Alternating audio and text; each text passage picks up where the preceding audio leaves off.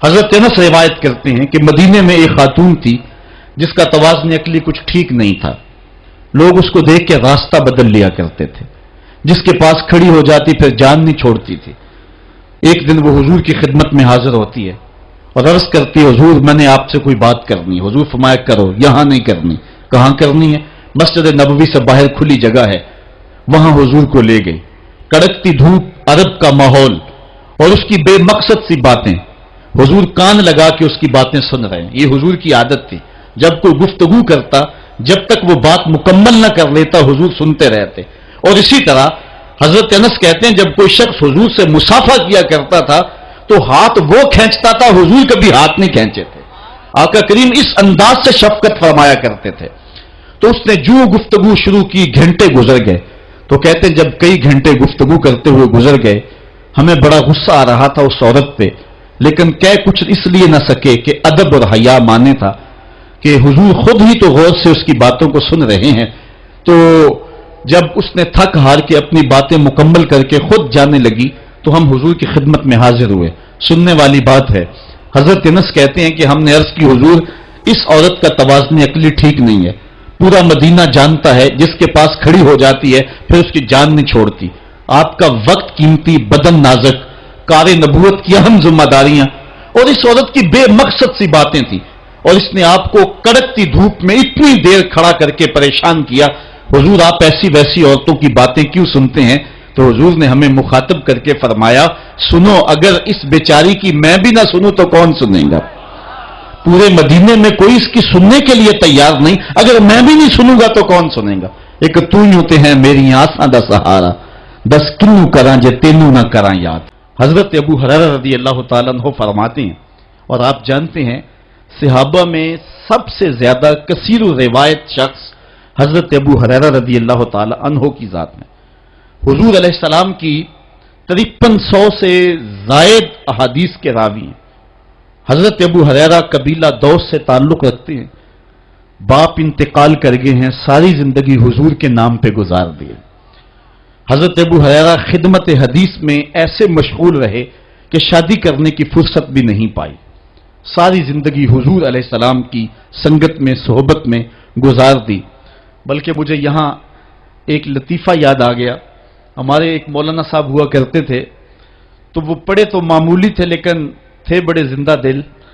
تو ایک دن کسی نے ان سے پوچھ لیا کہ حضرت یہ جو ابو ہریرہ ہیں ان کو ابو ہریرہ کیوں کہتے ہیں؟ تو ہریرہ تو ہرہ کی تصغیر ہے اور ہرہ بلی کو کہتے ہیں, لیکن چونکہ ان کے علم میں نہیں تھا تو انہوں نے ایک دو لمحے غور کیا, پھر 2-3 مرتبہ اس لفظ کو دہرایا ابو ہریرہ, اور پھر سوچ کے کہنے لگے سمجھ آ گئی ابو ہریرہ کو ابو ہریرہ کیوں کہتے ہیں. پوچھنے والوں نے کہا جناب کیوں کہتے ہیں؟ کہا ابو ہریرہ کا معنی ہے ہر ویلے حضور کے پاس رہنے والا. تو چلو آج یہی ترجمہ کر لیتے ہیں. ابو ہریرہ ہر ویلے حضور کے پاس ہی رہتے تھے بلا تعین اوقات. حضور سے درس حیات, درس زندگی, درس دین لیتے تھے. یہ صفہ کے چبوترے پہ بیٹھ کے حضور سے تعلیم حاصل کرنے والے اسلام کی پہلی درس گاہ کے طالب علم ہیں. جنگل سے لکڑیاں کاٹ کے لاتے, بیچتے اور پیٹ کی آگ بجھاتے. کبھی حضور کے گھر سے لنگر آ جاتا, کبھی فاقے بھی کاٹتے, کبھی کوئی صحابی ان کی دعوت کرتا اور یوں کام چل جاتا. کہتے ہیں ایک دن کھائے پیے ہوئے کافی دن گزر گئے اور حالت یہ تھی کہ کمر بھی سیدھی نہیں ہو رہی تھی. جنگل سے لکڑیاں کاٹ کے لاؤں اور بازار میں بیچوں یہ بھی طاقت نہیں تھی.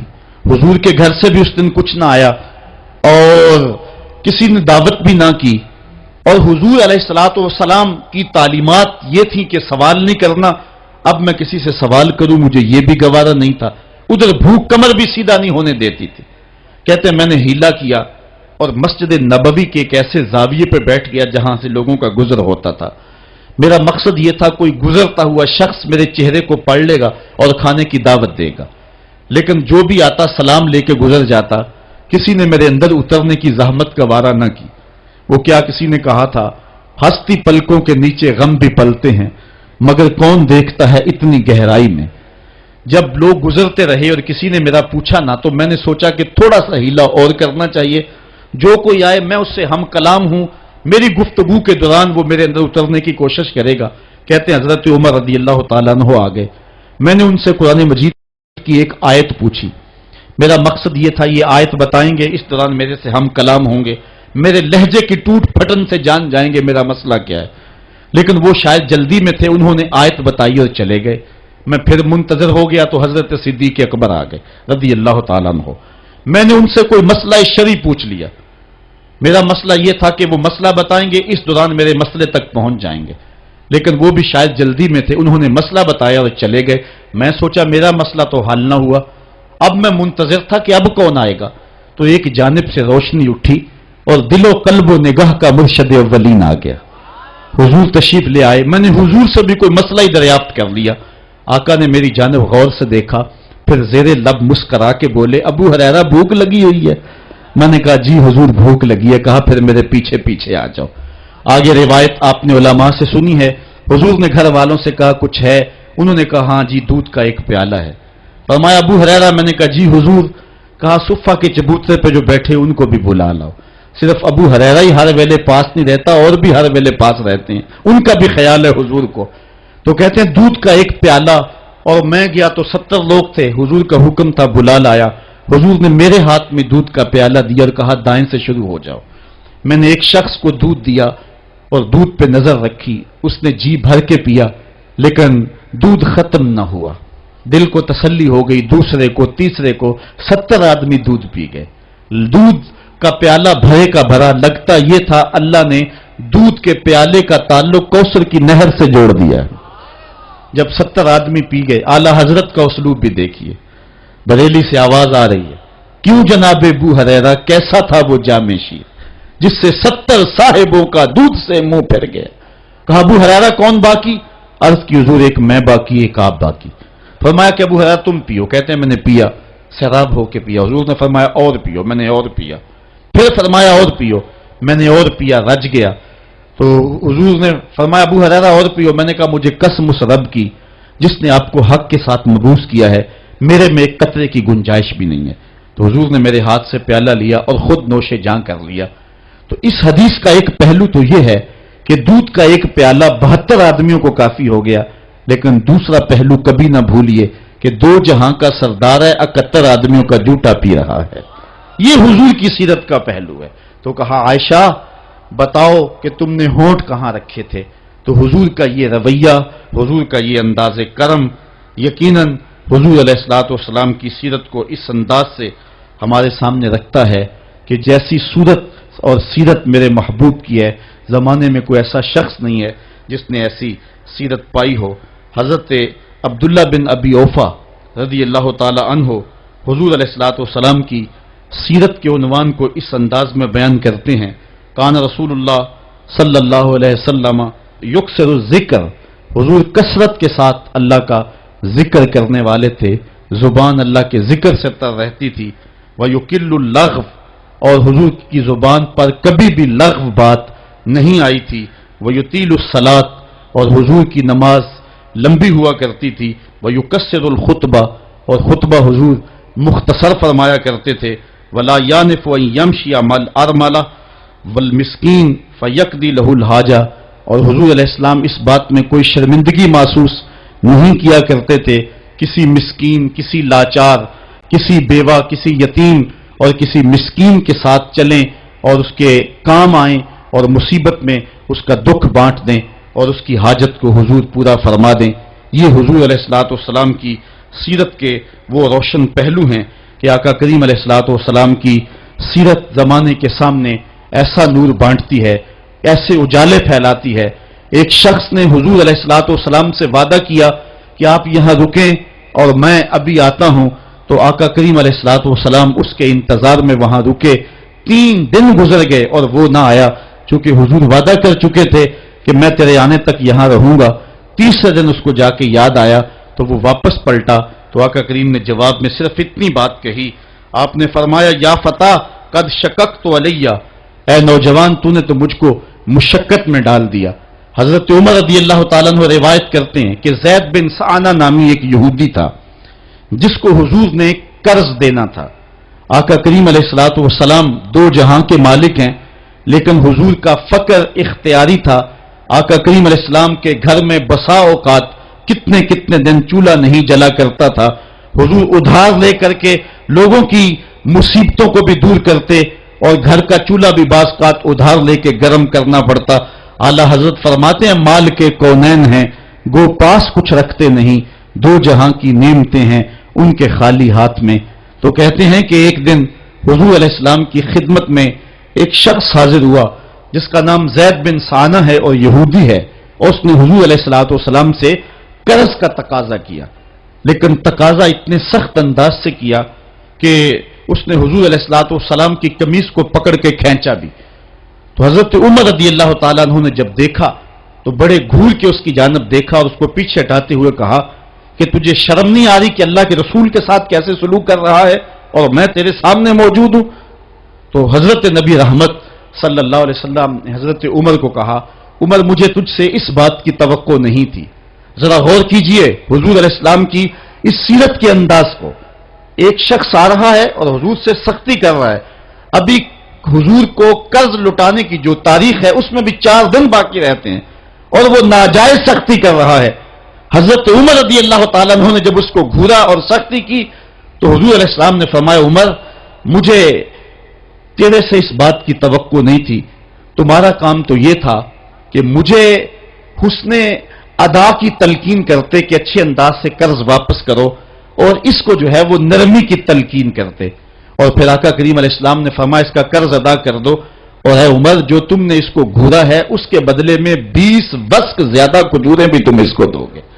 तो ज़ैद बिन साना ने जब हुजूर अलैहिस्सलाम की इस सीरत और इस किरदार को देखा और हजरत उमर रज़ी अल्लाह ताला अन्हु 20 वस्क उसको खजूरें दे रहे थे, तो उसने हजरत उमर को बताया कि मैं यहूदी हूं और मैंने तौरात के अंदर नबी आखिर ज़मा की शान और अजमतों के बयान को पढ़ा है।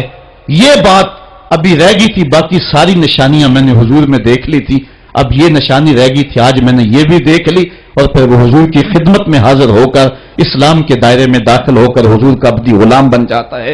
ये अंदाज हुजूर अलैहिस्सलाम की सीरत का जमाने को हुजूर अलैहिस्सलाम के करीब करता है। मेरा रब खुद कहता है लो कुंता फज़्ज़न गलीज़ल क़ल्ब लन फद्दू मिन हौलिक, ऐ महबूब अगर तू तुश मिजाज और तंग दिल होता तो इतने लोग तेरे गिर्द कभी भी जमा न हो पाते। कुछ उनके खुल्क ने कुछ उनके किरदार ने कर ली, मुसख्खर सारी दुनिया शह अबरार ने कर ली। हुजूर अलैहिस्सलाम के प्यार ने जमाने को इस कदर करीब कर दिया कि वो हुजूर अलैहिस्सलाम पे जाने कुर्बान करने के लिए हमा वक्त मुस्ताद और फ़ाल रहते थे। जितना प्यार उन्होंने हुजूर से किया है कायनात में उसकी दूसरी कोई मिसाल नहीं मिलती है। एक शायर कहता है अपने महबूब का जिक्र करते हुए, वो कहता है हाफिज शिराजी ने गालिबन कहा है कि मेरे जैसा मुहिब जमाने में कोई नहीं, इसलिए कि तेरे जैसा जमाने में महबूब भी तो कोई नहीं। अगर सहाबा जैसा आशिक तुम्हें जमाने में नहीं मिलता तो महबूब जैसा कोई सूरत और सीरत में हसी भी तो जमाने के अंदर तुम्हें नहीं मिलेगा। तो हजरत सैयदना अनस के लफ्ज कान रसूलुल्लाह सल्लल्लाहु अलैहि वसल्लम अहसन अन्नास, हुजूर लोगों में सबसे ज्यादा हंसी हैं। और दूसरी बात कान रसूलुल्लाह अजवद अन्नास, हुजूर सबसे ज्यादा सखी हैं। एक शख्स हुजूर की खिदमत में हाजिर हुआ और उसने सवाल किया, 2 पहाड़ों के दरमियान जितनी जगह होती है इतनी बकरियां थी हुजूर के पास, हुजूर ने सारी उसको अता कर दी। वो वापस जाके अपनी कौम से कहने लगा कि मोहम्मद अरबी ऐसा शख्स है इतना अता करता है कि फिर कमी का शायबा ही बाकी नहीं रहता है। तीसरी बात हजरत अनस फरमाते हैं कान रसूलुल्लाह सल्लल्लाहु अलैहि वसल्लम अहसन अन्नास व अजवद अन्नास व अशजा अन्नास, कहते हैं कि हुजूर जितने दलेर थे जितने बहादुर थे, कायनात के तर इतना बहादुर हमने कोई नहीं देखा। मौला कायनात फरमाते थे जब जंग की भट्टी गर्म होती तो हम देखते कि सबसे आगे बढ़कर हमला करने वाले मोहम्मद अरबी ही हुआ करते थे और हम हुजूर अलैहिस्सलाम की ओट में हुआ करते थे। आका करीम अलैहिस्सलाम ने अपनी जिंदगी में अपनी तलवार से और अपने नेज़े से जो है वो किसी को कत्ल नहीं किया है। सिर्फ उबई बिन खल्फ वो बदनसीब शख्स था जिसने कहा था कि मैंने घोड़ा रखा है जिसको 16 रतन मकई के दाने रोज डालता हूं और इस घोड़े के ऊपर सवार होकर मैं आऊंगा और ऐ मोहम्मद माज़अल्लाह आपको शहीद कर दूंगा। तो हुजूर अलैहिस्सलाम ने फरमाया अल्लाह ने चाहा तो मैं तुझे कत्ल करूंगा। और फिर ग़ज़वाए उहद के मौके पे जब वो आया कहने लगा कि मेरा रास्ता छोड़ दो, और फिर वो घोड़ा लेकर के आगे बढ़ा।